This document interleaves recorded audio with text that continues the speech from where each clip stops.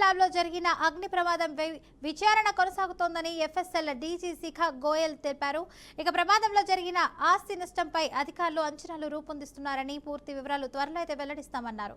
ఇక ఇవాళ ల్యాబ్ ను పరిశీలించిన అనంతరం నిన్న ఉదయం సుమారు 10:08 అగ్ని ప్రమాదం జరిగినట్లు తెలిపారు. ఇక మొదట మంటలను ఓ ఉద్యోగి గుర్తించారని, ల్యాబ్ తో పాటు ట్రైనింగ్ హాల్ కు కూడా మంటలు వ్యాపించాయని చెప్పారు.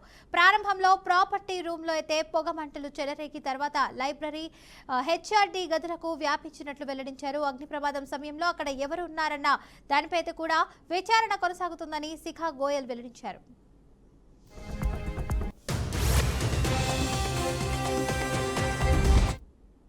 ఉదయం 10:08 hours లో ఎఫ్ఎస్ఎల్ లో ఒక ఫైర్ యాక్సిడెంట్ జరిగింది. ఈ ఇన్సిడెంట్ లో ఎఫ్ఎస్ఎల్ में పని చేసిన ఎంప్లాయీ సాయి కృష్ణ వెంటనే ఇన్స్పెక్టర్ కు ఇన్ఫార్మ్ చేశారు. He also used the fire extinguisher and the fire alarm also gave us an alert. వెంటనే ఫైర్ డిపార్ట్మెంట్ కి ఇన్ఫర్మేషన్ చేయడం జరిగింది and by 1:30 the fire was brought under control. ఈ ఇన్సిడెంట్ వల్ల జరిగిన డ్యామేజ్ కి అసెస్మెంట్ ప్రస్తుతం చేస్తున్నాము. 2 ఇంపార్టెంట్ కేసెస్ లో గురించి సోషల్ మీడియాలో వైల్డ్ అలిగేషన్స్ వస్తున్నారు, అదే నిజం కాదు. In both these cases, the first case of the Anti-Corruption Bureau, our case lo 16 material objects 2015 lo were received in the FSL, and all these cases reports were submitted to FSL in 2015 itself. Our case lo any material objects have been returned back to the Honorable Court in 2021 itself.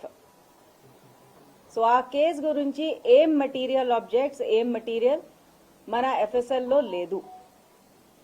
Second గా in the case in Panjagutta police station, ఆ కేసులో 2024 నుంచి జనవరి 2026 వరకు 136 material objects were send in FSL except 7 తప్ప మిగతా అన్ని items కి examination completed and reports submitted to the forwarding authority. ఈ matter లో కూడా many items have already been returned to the forwarding authority. The remaining items which were available in FSL yesterday have been retrieved safely and are kept under security the proper guard. I request public that anyone making such wild allegations, unsubstantiated claims are condemnable.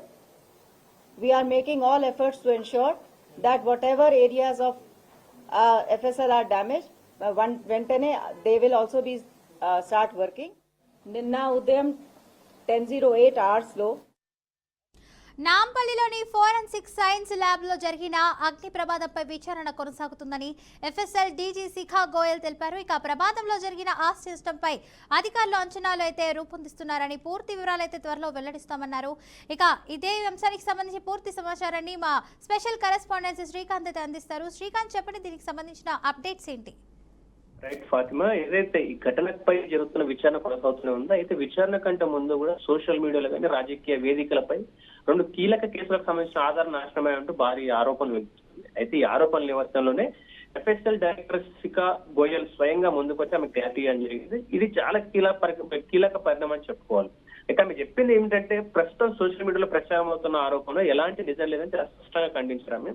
ఇప్పుడు అంటే ఈ కేసులకు సంబంధించి చూస్తే కనుక, అంటే ఇప్పుడు ఏదైతే ఎలిగేషన్స్ వస్తున్నా, ఎలిగేషన్ సంబంధించిన కేసులకు సంబంధించి చూస్తే కనుక 2015లో నమోదైన కేసు సంబంధించి మొత్తం 16 మెటీరియల్స్ ఎఫ్ఎస్ఎల్ కు రావడం జరిగింది అని సిఐగోసులు తెలిపడం జరిగింది. అయితే ఇక్కడ కీలక విషయం అంటే కేసుకు సంబంధించిన అన్ని మెటీరియల్స్ కూడా, ఈ 16 మెటీరియల్స్ కూడా మొత్తం అంతా కూడా 2021 సంవత్సరంలో కోర్టుకు సమర్పించినట్టు చెప్పారు, ఆమె క్లియర్ చేశారు.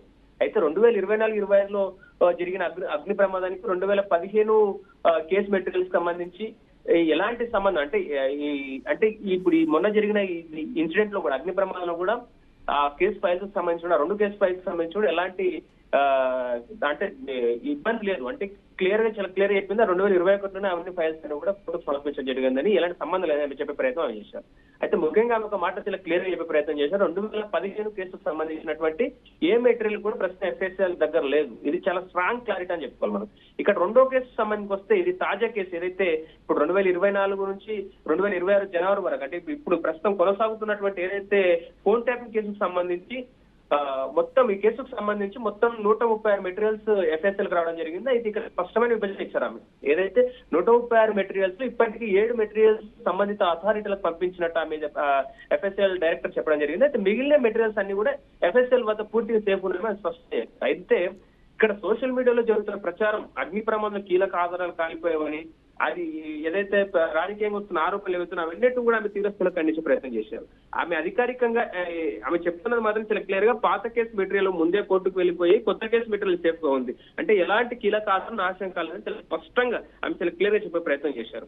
అయితే ఇక్కడ ఇంకో కీలక పాయింట్ చూడాలి మనం. ఫోరెన్సిక్ ల్యాబ్ అంటే ప్రతి మెటీరియల్ కు receiving date, tracking number, chain of custody ఈ అంశాలనే చాలా క్లియర్ గా ఉంటాయి. అలాంటి వ్యవస్థలో ఏ మెటీరియల్ పోయినా అది వెంటనే రికార్డులో కనిపిస్తుంది.